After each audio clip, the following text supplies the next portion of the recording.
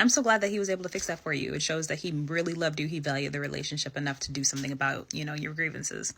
And I've told a lot of stories about Aladdin here on my page, and that's because I spent a huge chunk of my young adult life with him and learning, loving, and experiencing things together. But I don't want to paint him as a villain, right? Because we all do, things we're not proud of when we're operating from a place of hurt, and we're operating from a place of trauma, when we're operating from a place of unfulfillment. And I also was not perfect. But I will say this, that it has always fascinated me that men are super quick to hop into, hyperdrive to fix things. But it's only after, women yield the threat of leaving. He and I had broken up in 2019, and I told him, I think in probably April of 2020, when I had decided that I was going to just pick up my life and I was going to move to Texas. I told him, I'm like, I absolutely hate this city. I hate my job. You and I are no longer together. There's literally no reason for me to be here. So I'm just going to scrap my life and I'm going to start over in Texas. I met my most recent ex in July of 2020. And as soon as he and I met, I knew that I'm like, okay, this is a good one. So I'm not going to let anything ruin it. And I completely cut Aladdin off.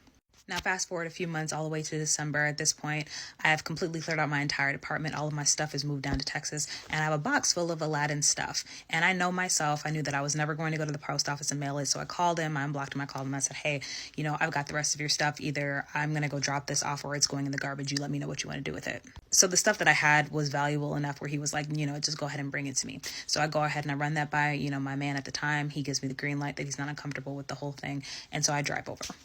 I come with his stuff. I go in the house, and I'm not even in there for more than 10 minutes before I realize I'm like, I am talking to someone I don't know.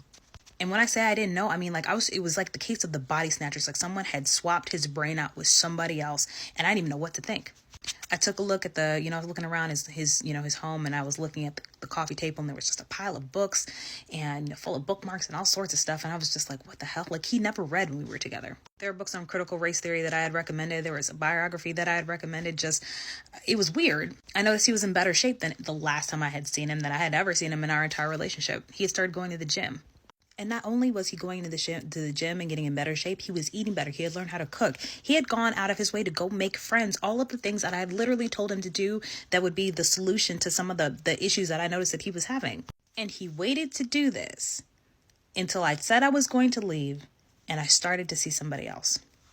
So I say all that to say this, that, men that want to well, when they love you, they will. I was really proud of him. I really was incredibly proud of him. And unfortunately for him, at that time I had moved on and it just was too late.